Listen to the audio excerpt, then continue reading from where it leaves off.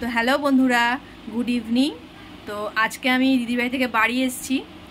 ভিডিওটা শুরু করিনি, আর এখন থেকে শুরু করলাম। এখন ওই 8টা মতো বাজে। আজকে হচ্ছে উল্টো রথ। তো তোমরা হয়তো ভিডিওটা অনেকটা পরেই দেখবে, কারণ এর আগে আমার অনেক ভিডিও জমে আছে যেগুলো আস্তে আস্তে দিচ্ছি। শরীরটাও খুব খারাপ, যার জন্য নিয়মিত ভিডিওটা দিতে পারছি না, তাই একটু দেরি হয়ে যাচ্ছে। মানে অনেক আগের ভিডিওগুলো তোমরা একটু পরে পরে দেখছো, তো এই ভিডিওটা হয়তো অনেক পরে দেখবে। আর শরীর ঠিক হওয়ার সাথে সাথে আমি আবার রেগুলার যেরকম ভিডিও দিই, রানিং ভিডিও দেব। তো যাই হোক, আজকে দিদিবাড়ি থেকে এসেছি। তো মাস শেষ হয়ে গেছে, মাসকাবাড়ি বাজার তুলে দিতে হবে, তারপরে মেয়ে টিউশনের সব ফিসগুলো দিতে হবে, দুধের সব টাকা পয়সা, মানে সব টাকা পয়সা মেটাতে হবে মাস পড়লে, যেরকম তোমাদের সবার হয় সেরকমই। তো মেয়ের জন্য আসার সময় কিছু ফল কিনে নিয়ে এসেছিলাম হাওড়া থেকে, ওখানে একটু সস্তা পাওয়া যায়। তো সেটাই এখন মেয়েকে বললাম ঢালতে। আমি এসে থেকে শুয়েই ছিলাম, মা চা করে দিল, খেলাম। এত শরীর খারাপ লাগছে বলার কথা না। তো এখন একটু উঠে বসলাম। আজকে মেয়ে হাঁটতে গেছিলো, আর ছোটো বোন গেছিলো ওর ছেলেকে নিয়ে হচ্ছে মেলায়। আজকে যেহেতু উল্টো রথ, তো আমাকে বলছিল যেতে, আমার শরীর ভালো ছিল না, ওই জন্য আমি যাইনি। ওরাও এসছে এক্ষুনি। মেয়েকে বললাম ফলগুলো ঢালতে, তা ও ঢালছে। দেখাই তোমাদের কী কিনেছি।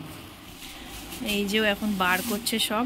আমি আবার এই প্যাকেটটা বোনের বাড়িতে রেখে এসেছিলাম, মানে আসার সময় হেঁটে হেঁটে এসেছি, এত ব্যাগ হয়ে গেছে আমি আর টানতে পারছি না, হাত ব্যথা করছে, শরীর খারাপ লাগছিল। বোনের বাড়ি রেখে এসেছিলাম, বোন আবার আসার সময় নিয়ে এলো আমাদের বাড়িতে।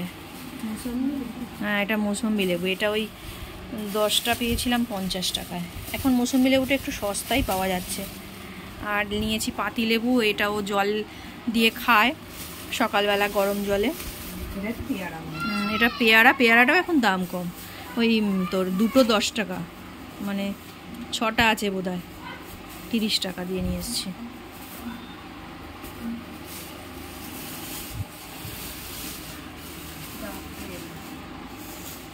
এটা আপেল বেদানা একসাথেই আছে। ওই যে দুটো বেদানা আছে আর আপেল আছে, দেখি। হ্যাঁ হ্যাঁ, এগুলো কাশ্মীরি আপেল বলে। এই যে এগুলো হচ্ছে কাশ্মীরি আপেল। এইগুলো এরকম টাইপের। এবার রেখে খাবি বাবু, অনেকদিন চলে যাবে।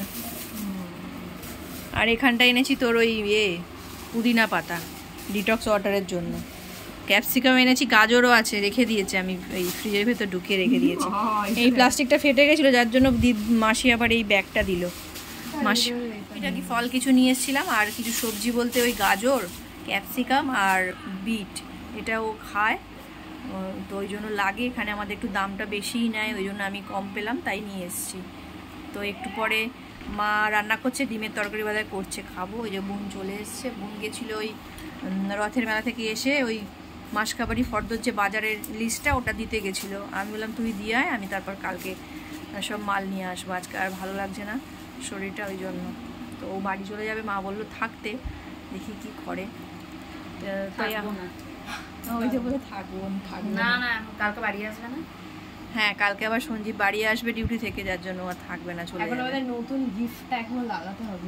হ্যাঁ, একটা জিনিস দিয়েছে, সেটা হচ্ছে জামা ষষ্ঠীর। এটা আমার বাকি ছিল, সেটা সঞ্জীব মানে বোনের বর দিয়েছে। তোমাদের সেটা কালকে সকালে দেখাবো। তো বোন তো গেছিলো মেলাতে, ওই রথের মেলাতে। আজকে উল্টো রথ ছিল, এবার আর যাইনি আমরা, আগের বারে গেছিলাম। তো বোনকে বলেছিলাম একটু জিলাপি আনতে, আর সঙ্গে ওই কাঠবাদাম যেগুলো বলে, কাঠবাদামই তো বলে রে ওগুলোকে, এই যে এই বাদামগুলো,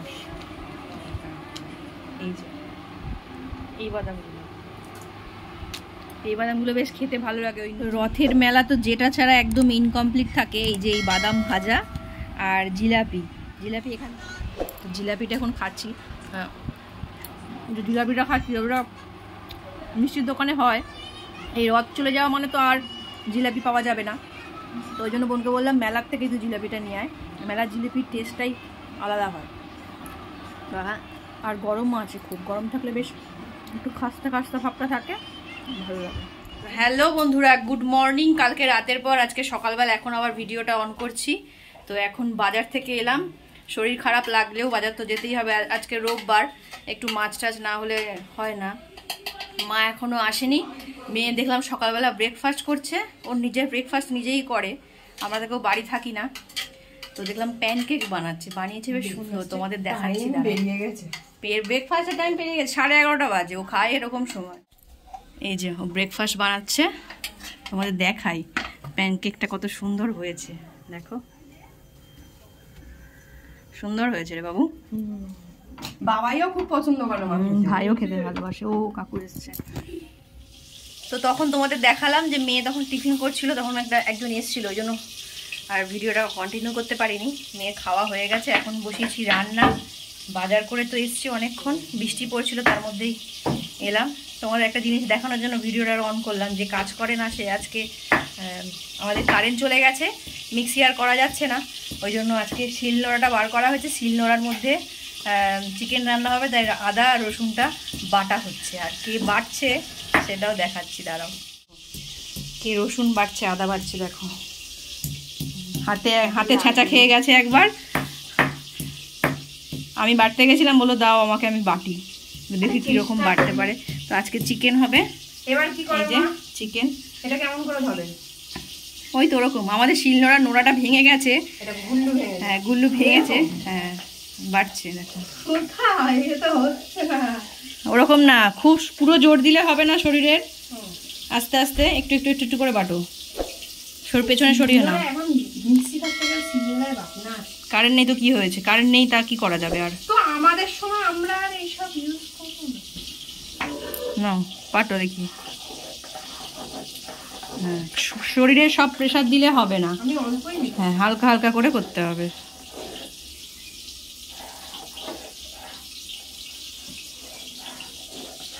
আজকে হচ্ছে মিশান আদা রসুন পেস্ট করা হচ্ছে না, যাই হোক চেষ্টা কর, হবে একটা সময়। ও এখন রসুন পেস্ট ও হবে না ওর দ্বারা, তবুও চেষ্টা করুক। যে এমনি বেটে দেয় না সে নাকি আজকে এতে বাটবে, শিলনোড়াতে। তার হবে মাছের ঝোল। তো মাছটা ভাজছি এখন। তো চলো রান্না করে নিই। প্রচুর গরম লাগছে, বৃষ্টি হচ্ছে, একদম ওয়েদার খারাপ হয়ে আছে, আর তার মধ্যে গরমও লাগছে প্রচুর। তো রান্না করে নিই। ও দেখি কতদূর কি বাড়তে পারে, তোমাদের একটু পরে দেখাচ্ছি ও শিলনোড়া ঠিকঠাক বাড়তে পারলো কি। যাই হোক কারেন্ট তো নেই, রান্নাঘরটা পুরো অন্ধকার হয়ে আছে। মেয়ের এই বাটা শেষ হলো, ও লাস্ট বাড়তে পারেনি, একটু আমি বেটে দিয়েছি, তাদের পুরোটাই ও বেটেছে। সুন্দরই হয়েছে বেশ, দাঁড়া দেখাই। আদাটা আমি বেটেছি। হ্যাঁ এটা হয়তো ভাবছো যে আদা রসুন বাটাটা আবার দেখাচ্ছে কেন ভিডিওতে, কিন্তু আমার কাছে এটা অনেক, আসলে কোনো কাজ করতে চায় না। ওর প্রথম হচ্ছে গিয়ে শিলনোড়ায় আবার আদা রসুন বাটা, এই যে দেখো ভালোই বেটেছে। তো ওই জন্য এটা আমার কাছে অনেক। এখন ওকেই বললাম মাংসটা রান্না কর আজকে, আস্তে আস্তে শেখ। তো বললো আমাকে দাও, আমি সব আগে মাখিয়ে রেখে দিই, তারপর মাংসটা আমি পরে করবো। তো যাই হোক এখন ওকে সব পরিমাণ মতন করে দিয়ে দিই, দিয়েও মাখিয়ে রাখো। ও কীভাবে কী করছে না করছে। ডায়েট চিকেন পাশ থেকে আবার বলে দিচ্ছে যে অল্প তেলে রান্না করতে বলছে, আর ও অল্প তেলেই খাবে চিকেনটা, ওই জন্য হচ্ছে ডায়েট চিকেন বলো। এটা আদা রসুন পেস্ট, এই যে হ্যাঁ আদা রসুনটা দিয়ে দে। এই যে আদা রসুনটা দিল, আর তারপর পেঁয়াজ কুচি ছিল সেটা দিল। এবার দে এই দইটা দে।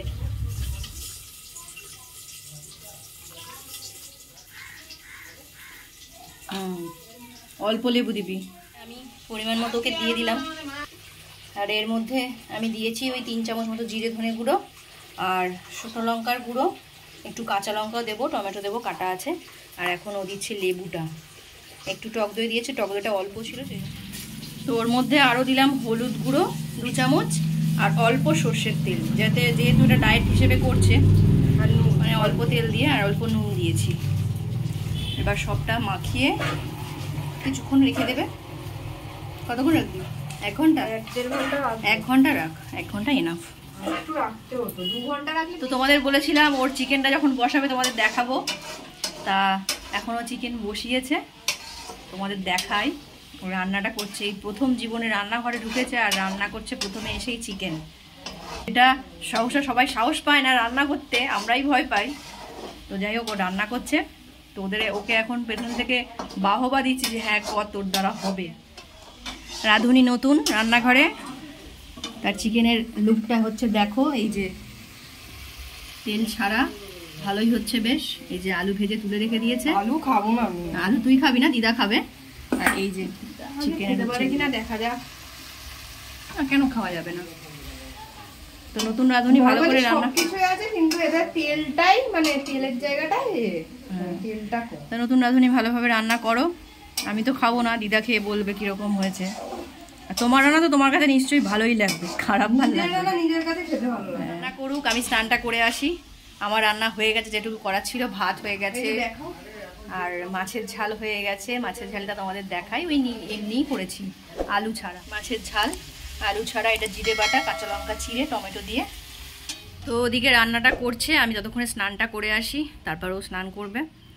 এখনও কারেন্ট আসেনি আমাদের এখানে, সেই 1 ঘন্টা হয়ে গেল কারেন্ট গেছে, এখনও কারেন্ট আসেনি। এত গরম লাগছে আর কি বলবো। আর মুখটা এত বাজে অবস্থা, আমার ভিডিওতে বারবার আসতেও কীরকম একটা লাগছে।